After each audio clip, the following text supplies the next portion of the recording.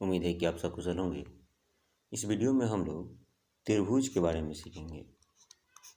अगर आप 9th class के विद्यार्थी हैं तो वीडियो आपके लिए काफ़ी फ़ायदेमंद होने वाला है, या आप त्रिभुज से संबंधित नॉलेज प्राप्त करना चाहते हैं तब भी यह वीडियो आपके लिए काफ़ी फ़ायदेमंद होने वाला है। अगर आप चैनल को सब्सक्राइब नहीं किए हैं तो चैनल को सब्सक्राइब कर लीजिए। अगर आप 9th क्लास में हैं तो वीडियो को पूरा देखिए। चलिए शुरुआत करते हैं और समझते हैं कि त्रिभुज क्या होता है। और एक और बात आपको मैं बता दे रहा हूँ। इस वीडियो में हम लोग पहले सीखेंगे त्रिभुज, है ना, इसके प्रकार, इसकी सर्वांग क्षमता, त्रिभुज की सर्वांग क्षमता, ठीक है। इन 3 बातों का अध्ययन करेंगे, ठीक है। अगर आप इसके प्रीवियस ये सब पढ़ भी चुके हैं तब भी वीडियो आपके लिए काफ़ी फ़ायदेमंद होने वाला है। चलिए शुरुआत करते हैं। आपको मालूम है संरेख बिंदु क्या होता है? संरेख बिंदु, कोलिनियर पॉइंट क्या होता है? जब एक रेखा पर 3 बिंदु हो तो इसे हम क्या बोलते हैं? संरेख बिंदु। तो असंरेख क्या हो जाएगा? जस्ट इसका अपोजिट हो जाएगा। तो ध्यान में रखिएगा, संरेख तो एक रेखा पर 3 बिंदु हो तो उसे हम संरेख बोलेंगे। असंरेख इसका अपोजिट। तो इस अवस्था में क्या होगा? जब 3 बिंदु मिलता है, ऐसे 3 बिंदु, इसको हम असंरेख बोलेंगे क्योंकि एक सीधी रेखा पर तो है नहीं। तो ऐसे 3 बिंदुओं को मिलने से क्या बनता है? एक त्रिभुज का निर्माण होता है। आप बोल सकते हो कि 3 रेखाओं से बनी समतल और बंद आकृति क्या कहलाता है? त्रिभुज कहलाता है, ठीक है। आप ये जान चुके हैं त्रिभुज क्या है। चलिए आगे देखते हैं त्रिभुज के प्रकार। अगर हम प्रकार की बात करें तो कोण के आधार पर त्रिभुज 3 प्रकार के होते हैं। अगर आप ये सब जानते भी हैं तब भी देखें, एक बार रिवीजन हो जाएगा। इस तरह से रिवीजन होगा तो आप अधिक दिनों तक इसे याद रख पाएंगे, ठीक है। कोण के आधार पर त्रिभुज 3 प्रकार के होते हैं, ठीक है। कौन कौन? एक होता है समकोण, ठीक है। तो समकोण में क्या होता है? इसमें इस त्रिभुज में एक कोण 90 डिग्री का होता है, ठीक है। समकोण त्रिभुज क्या होता है? वैसा त्रिभुज जिसका एक कोण कितने डिग्री का हो? 90 डिग्री का हो, ठीक है। इस वाले हिस्से को कर्ण बोलते हैं, ये आधार होता है और ये लंब होता है, ठीक है। 90 के सामने जो होगा उसे कर्ण बोलेंगे, ठीक है। एक होता है न्यून कोण त्रिभुज। न्यून कोण त्रिभुज इसमें क्या होता है? इसमें का तीनों कोण 90 से कम होता है, ठीक है। इसमें तीनों कोण 90 से कम होता है, इसे हम न्यून कोण त्रिभुज बोलते हैं। और एक होता है अधिक कोण त्रिभुज। अधिक कोण त्रिभुज इसमें क्या होता है? एक कोण 90 से एबव होता है। एक कोण क्या होता है जी? 90 से एबव होता है, इसे हम क्या बोलेंगे? अधिक कोण त्रिभुज, ठीक है। 90 से ज़्यादा होता है। ये तो आप समझ गए कोण के आधार पर समकोण, न्यून कोण, अधिक कोण। आगे देखेंगे आप भुजा के आधार पर। भुजा के आधार पर भी 3 प्रकार के होते हैं। एक होता है समबाहु। समबाहु त्रिभुज, इस त्रिभुज में क्या होता है? तीनों भुजाओं की लंबाई आपस में बराबर होती है। अगर ये 6 तो ये 6 और ये भी 6 का होगा। यहाँ ये जो कोण बनता है 60 डिग्री का बनता है, ठीक है। याद रखना समबाहु त्रिभुज क्या होगा? इसके तीनों भुजाओं की लंबाई आपस में क्या होता है? बराबर होता है। एक होता है समद्विबाहु। समद्विबाहु त्रिभुज, इसमें क्या होता है? इस त्रिभुज में 2 भुजाओं की लंबाई आपस में बराबर होती है। सम मतलब बराबर, द्वि मतलब 2, बाहु मतलब भुजा। इस त्रिभुज में क्या होती है जी? 2 भुजाओं की लंबाई आपस में बराबर होती है। याद रखेंगे आप, अगर ये दोनों भुजाओं की लंबाई आपस में बराबर है तो यहाँ जो कोण बनेगा ये भी क्या होगा? बराबर ही होगा, ठीक है। ये भी आप समझ गए, हो गया समद्विबाहु। एक होता है विषमबाहु त्रिभुज, इसमें तीनों भुजाओं की लंबाई क्या हो जाती है जी? अलग अलग होती है। एक 5 हो जाएगा, एक 4 हो जाएगा, एक 3 हो जाएगा। इस प्रकार से इसे आप क्या बोलेंगे? विषमबाहु त्रिभुज। तो आप त्रिभुज के प्रकार भी समझ गए। एक बार इसे चार्ट के थ्रू आपको हम समझा दे रहे हैं, ठीक है। आप ऐसे नोट्स बना सकते हैं। त्रिभुज, ठीक है, टाइप में देखिएगा तो भुजा इस तरह से, और ये कोण। भुजा के आधार पर क्या हो जाएगा?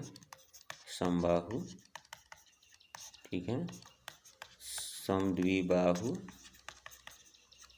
और एक है विषमबाहु, ठीक है। कोण में हो जाएगा आपका समकोण, ठीक है। एक हो जाएगा आपका न्यून कोण और एक हो जाएगा आपका समकोण न्यून कोण और एक हो जाएगा अधिक कोण, ठीक है। ये तो आप समझ गए। अब ज़रा समझते हैं आप, अभी आप सीखेंगे NCERT के क्लास 9th के मैथ का चैप्टर 7, ठीक है, जो प्रायः डिफ़िकल्ट माना जाता है विद्यार्थी के लिए, ठीक है। यहाँ से तो इसकी डिफ़िकल्टी चालू होती ही है, चालू तो 5 ही अध्याय 5 से ही हो जाता है। चलिए मैं इसे आपको बहुत सहजता से समझाने का प्रयास करूँगा। उम्मीद कर रहा हूँ आपके पास नोट्स होगा या आप NCERT के बुक को एक बार पढ़े होंगे या कहीं से इसका अध्ययन जरूर किया होगा। चलिए समझते हैं। चलिए पहले समझते हैं सर्वांग क्षमता क्या है। सर्वांग क्षमता, ठीक है। देखिए इसमें कोई भी दो ज्यामितीय आकृति, ठीक है, जिसका आकार और माप समान हो, कोई भी दो ज्यामितीय आकृति ले लो, एक ऐसे फिर एक ऐसे, अगर इस दोनों का आकार और माप समान हो तो ये दोनों आकृति को हम क्या बोलेंगे, सर्वांग सम बोलेंगे। इसके एक और तरीका है, यहाँ पर एक आकृति ऐसे है, ठीक है, सर्वांग समता समझाने का एक और आकृति है, ठीक। इसको उठाकर आप इसके ऊपर रखोगे तो ये पूरा इसको ये ढक ले, पूरा ढक ले, तभी हम क्या बोलेंगे कि दोनों आकृति सर्वांग सम है। ये सर्वांग सम होने की क्रिया को हम क्या बोलेंगे, सर्वांग समता बोलेंगे। तो हम क्या कह सकते हैं, जब एक आकृति दूसरी आकृति के ऊपर रखने पर पूरा इसको ढक ले तो दोनों आकृति क्या कहलाएगी, सर्वांग सम कहलाएगी। यानी इसकी परिभाषा आप क्या कह सकते हैं कि दो ज्यामितीय आकृतियों को सर्वांग सम तब कहते हैं जब उनका आकार और माप क्या होना चाहिए, समान होना चाहिए। जनरली सर्वांग सम का सिंबल ऐसे दिया जाता है, मान लो एक आकृति है A और एक आकृति है B, अगर दोनों सर्वांग सम होगा तो आप इसे A सर्वांग सम B इस तरफ से दिखा सकते हो, ठीक है। जैसे एक और एग्जांपल मैं आपको यहाँ देकर समझाने का प्रयास कर रहा हूँ, जरा ध्यान दीजिएगा। एक त्रिभुज यहाँ बनाया मैंने, नाम दे देते हैं ABC, ये 9, ये 8, ये 10, सभी सेंटीमीटर में। एक और त्रिभुज बनाया मैंने PQR, ठीक है, ये 9, ये 8 और ये 10, सभी सेंटीमीटर में है। अगर ये दोनों त्रिभुज क्या है, सर्वांग सम है, क्या है, सर्वांग सम, तो इसे आप कैसे दिखाओगे, त्रिभुज ABC सर्वांग सम त्रिभुज PQR, समझ में, इस तरह से आप इसे दिखाओगे, ठीक है। कुछ और जानकारी आप ले लीजिए, जैसे वृत्त सर्वांग सम कब होगा, वृत्त सर्वांग सम कब होगा। तो अगर एक वृत्त है यहाँ, एक वृत्त है यहाँ, कैसे बोलेंगे सर्वांग सम है। तो इस वृत्त के सर्वांग सम होने के लिए इसकी त्रिज्या अगर 5 है और इसकी भी त्रिज्या 5 है तो दोनों वृत्त क्या हो जाएगा, सर्वांग सम हो जाएगा। इसका मतलब क्या हुआ, दो वृत्त सर्वांग सम कब होगा, जब दोनों की त्रिज्याएं आपस में क्या हो, बराबर हो, ठीक है। वर्ग कब सर्वांग सम होगा, तो एक वर्ग ऐसा, ये भी 5, ये भी 5, ये भी 5, ये भी 5, एक और वर्ग है यहाँ भी 5, 5, 5, 5, तो ये दोनों वर्ग क्या हो जाएगा, सर्वांग सम हो जाएगा। बोल सकते हो कि समान भुजा वाले दो वर्ग क्या होते हैं, सर्वांग सम होते हैं, ठीक है। आगे आप देखेंगे इसी से संबंधित, क्या बताइए रेखा कब सर्वांग सम होगी। तो मान लो रेखा AB है और एक क्या है CD, ये सर्वांग सम कब होगा, जब दोनों की लंबाई आपस में क्या हो, बराबर, ये भी 10 सेंटीमीटर का हो और ये भी कितने का हो, 10 सेंटीमीटर का हो। इस अवस्था में ये क्या हो जाएगा जी, ये दो रेखा आपस में सर्वांग सम हो जाएगा। यहाँ मान लो PQ है और ये RS है, तो इसे आप कैसे दिखाओगे, तो PQ सर्वांग सम RS, ठीक है। दो कोण सर्वांग सम कब होता है, दो कोण सर्वांग सम कब होता है, ठीक है। इसके लिए क्या करेंगे, कौन बनाइए, यहाँ कौन बना ABC, एक और कौन बनाते हैं PQR। अगर ये 30 है, ठीक है, और ये भी 30 है, इन दोनों कोण को हम क्या बोलेंगे, सर्वांग सम बोलेंगे। दो कोण सर्वांग सम होते हैं यदि और केवल यदि उसकी क्या हो, माप बराबर होना चाहिए। क्या होना चाहिए जी, माप बराबर होना चाहिए, ठीक है। अब आते हैं, अब अगर आपसे हम एक सवाल पूछें कि त्रिभुज की कितनी भुजाएं और कितने कोण होते हैं, तो आप सबको मालूम है कि त्रिभुज में, एक त्रिभुज में 3 कोण हो जाते हैं। कितना? 3 कोण होता है और 3 भुजा होता है। 3 कोण और कितना? 3 भुजा होते हैं। इसी हिसाब से देखा जाए त्रिभुज में कितना अंग है? 6 अंग है। कितना अंग है जी? 6 अंग। ठीक है, तो आगे देखेंगे आप, ध्यान से देखिएगा। 2 त्रिभुज में संगत भुजाएं तथा संगत कोण के अर्थ। 2 त्रिभुज में संगत भुजाएं तथा संगत कोण के अर्थ क्या होगा? अगर कोई 2 त्रिभुज दिया हुआ है, उसमें संगत कोण और संगत भुजा का क्या अर्थ हुआ, जरा इसे भी हम लोग समझा दे रहे हैं आपको, या समझ ले रहे हैं। याद रखेंगे आप कि 2 त्रिभुजों में समान कोणों को सम्मुख भुजाओं को क्या कहते हैं जी? संगत भुजा कहते हैं। देखिए क्या लिखे? 2 समान त्रिभुजों में समान कोणों को सम्मुख भुजाओं को क्या कहा जाता है? संगत भुजा। जैसे यहाँ पर मैं एक त्रिभुज बना रहा हूँ, ठीक है, ABC, एकदम ध्यान से देखिएगा। एक और त्रिभुज बना रहा हूँ यहाँ, DEF, ठीक है, ये इसके ऐसा और ये यहाँ, ठीक है, यहाँ पर डबल लाइन, डबल, और यहाँ मैं x लिख दे रहा हूँ, ठीक है, और यहाँ क्या लिख दे रहा हूँ? यहाँ x लिख दे रहा हूँ, ठीक है, इसको हटा के यहाँ डबल लाइन कर दे रहा हूँ, ठीक है। अब जरा देखो इस दोनों त्रिभुज को, पहले इसे पढ़ते हैं। 2 त्रिभुजों में समान कोणों को सम्मुख भुजा को क्या कहा जाता है? संगत भुजा। जैसे यहाँ x है ना, ठीक है, और यहाँ ये x है, तो दोनों कोण समान है। ये दोनों कोण क्या है? समान है। इसके जो सामने वाली भुजा है यह और यह, इसको ही हम क्या बोलेंगे? संगत भुजा। यहाँ पर क्या हो जाएगा जी? AC संगत किसका हो जाएगा? DF हो जाएगा। AC संगत किसका हो जाएगा जी? DF के संगत हो जाएगा। याद रखेंगे आप, ठीक है।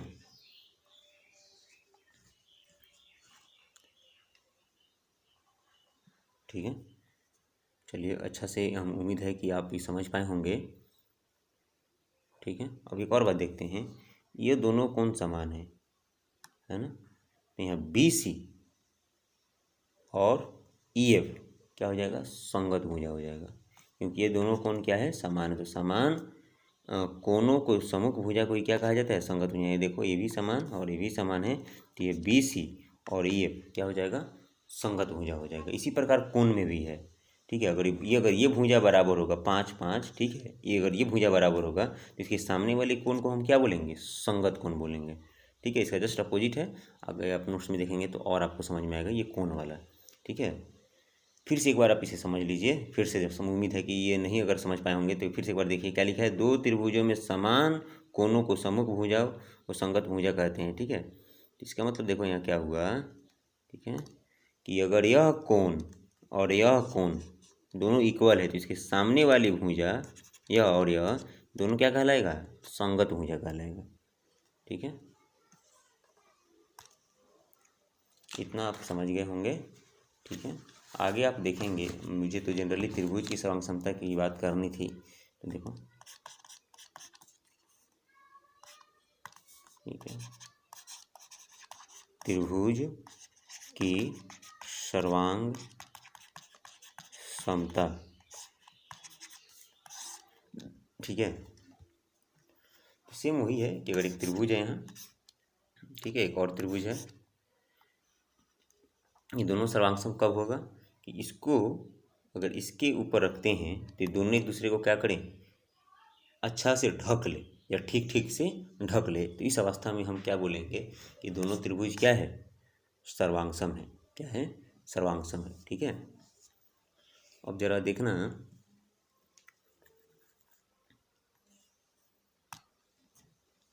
एक त्रिभुज बना रहा हूँ मैं, ए बी सी, और एक त्रिभुज है डी ई एफ। ठीक है, तो हम इसे त्रिभुज ए बी सी क्या हो जाएगा, डी ई एफ। ठीक है, तो यहाँ पर आपको समझना होगा कि त्रिभुज ए बी सी के शीर्ष इसका कौन है, ए है, बी है, सी, क्रमशः त्रिभुज डी ई एफ के शीर्ष किसके संगत है जी, डी ई और एफ के, यानी कि इसके संगत ये हो जाएगा और बी के संगत ई हो जाएगा और सी के संगत एफ हो जाएगा। ठीक है, इस प्रकार से कहीं लिखा हुआ तो इसका मतलब यही आप समझेंगे। ठीक है, चलिए अब हम सर्वांगसम त्रिभुजों के, अगर इसको हम इस प्रकार से दिखा सकते हैं, लिखेंगे टॉपिक में, त्रिभुज के सर्वांगसमता की कसौटियाँ। ठीक है, कि दो त्रिभुज जब सर्वांगसम होते हैं तो इसकी कितनी कसौटियाँ हैं, उसके आधार पर हम जानकारी ले सकते हैं। ठीक है, तो आप यहाँ ए से लिखा रहेगा तो आप समझना कि साइड है। ठीक है, यहाँ ए लिखा होगा तो आप समझना कि एंगल है। तो देखो पहले कसौटी क्या है, एस ए एस।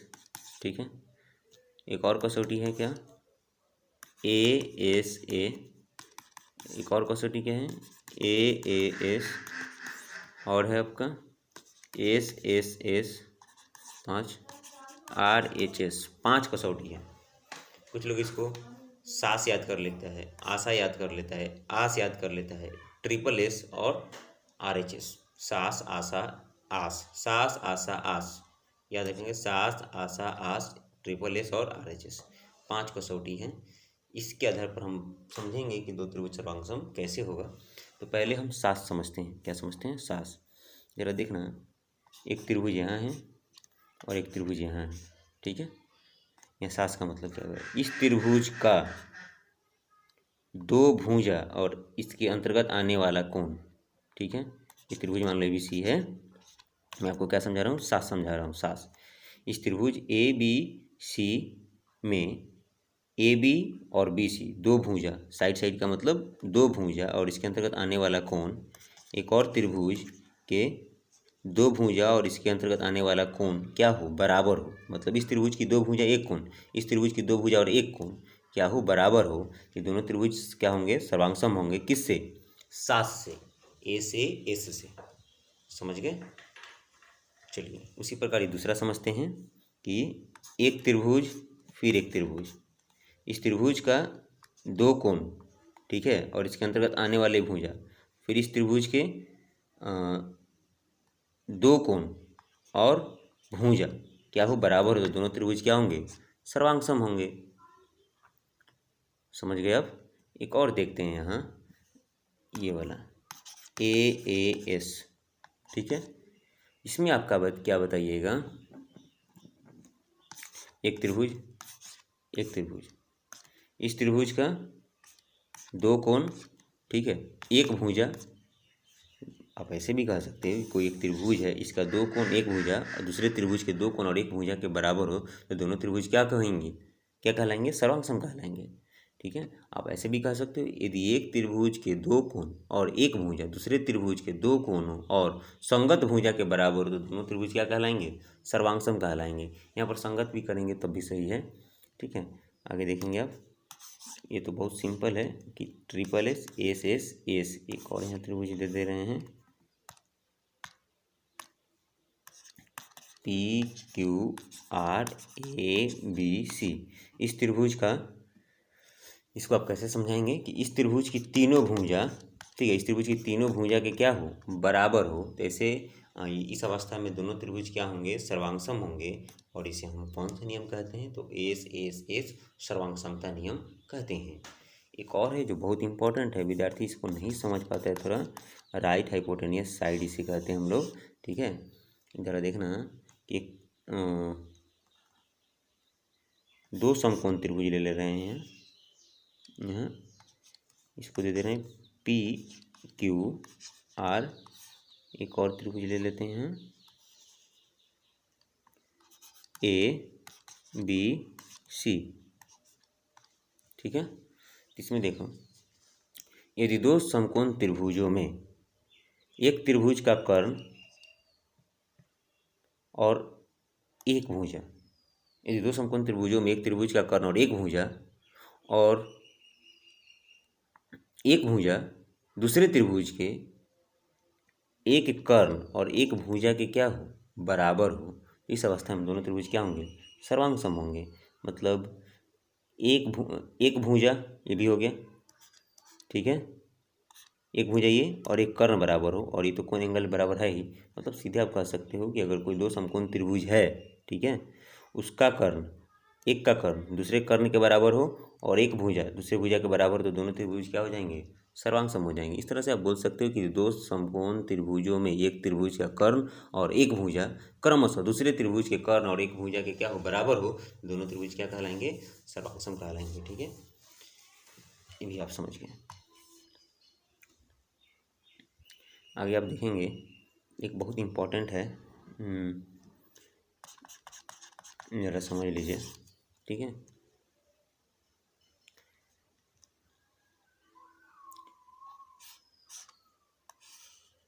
बहुत इम्पोर्टेंट बात बता रहे हैं। किसी त्रिभुज में लंबी भुजा का सम्मुख कोण क्या होता है, बड़ा होता है। किसी त्रिभुज में लंबी भुजा का सम्मुख कोण क्या होता है, बड़ा होता है। तो लंबी भुजा ये हो गया, इसके सामने वाला जो कोण होगा वो क्या होगा, बड़ा होगा। कोई भी त्रिभुज आप देख लो, अगर, ठीक है, अगर यह भुजा बड़ा है तो यह कोण इन दोनों कोणों की अपेक्षा क्या होगा, बड़ा होगा। तो याद रखेंगे, इसे नोट कर लेना, किसी त्रिभुज में लंबी भुजा के सम्मुख कोण क्या होता है, बड़ा होता है। अगर आप कोई सवाल करते हैं तो इसमें इस प्रकार के बातों की जरूरत पड़ती है, ठीक है। आगे देखेंगे कि किसी त्रिभुज में, इस तरह से किसी त्रिभुज में बड़े कोण की सम्मुख भुजा क्या होती है, लंबी होती है। किसी त्रिभुज में बड़े कोण की सम्मुख भुजा क्या होती है, लंबी। जस्ट इसका अपोजिट है, अगर यह 120 का होगा और यह 60 का होगा, और यह नहीं, तो 60 की तो गड़बड़ होगी, ये 30 का होगा, ये भी कितने का होगा, 30 का होगा, ठीक है। तो यहाँ ध्यान में रखिएगा, ये जो अगर बड़ा कोण है तो इसकी ये वाला हिस्सा क्या होगा, बड़ा ही होगा, ठीक है। तो अगर कोण बड़ा है तो उसके सामने वाली भुजा भी क्या होगी, बड़ी होगी, ठीक है। याद रखिएगा, किसी त्रिभुज के भीतर ये तीनों कोणों का योग कितना होता है, 180 होता है। त्रिभुज के अंतःकोणों का योग 180 होता है। एक और इम्पोर्टेंट है कि किसी त्रिभुज में दो भुजाओं का योग क्या होता है, तीसरी भुजा से बड़ा होता है। किसी त्रिभुज में दो भुजाओं का योग तीसरी भुजा से क्या होता है, बड़ा होता है। जैसे त्रिभुज ले लो यहाँ, तो यहाँ मैं त्रिभुज यहाँ खींच रहा हूँ, ठीक है। ये हो गया 12, नहीं सॉरी, ये हो गया 13, ये हो गया 12 और ये हो गया 5। तो क्या सवाल क्या बोल रहा है कि कोई भी, सॉरी, ये नोट्स जो है आपको क्या समझाने का प्रयास कर रही है, कोई भी दो भुजा को आप जोड़ दो, इस दोनों को जोड़ दो तो इससे क्या होगा, हमेशा बड़ा होगा। फिर आप इस दोनों को जोड़ दो तो इससे क्या होगा, बड़ा होगा। फिर आप इस दोनों को जोड़ दो तो इससे बड़ा होगा। एक चीज़ इसमें समझना है, किसी त्रिभुज में दो भुजाओं का योग तीसरी भुजा से हमेशा क्या होता है, बड़ा होता है।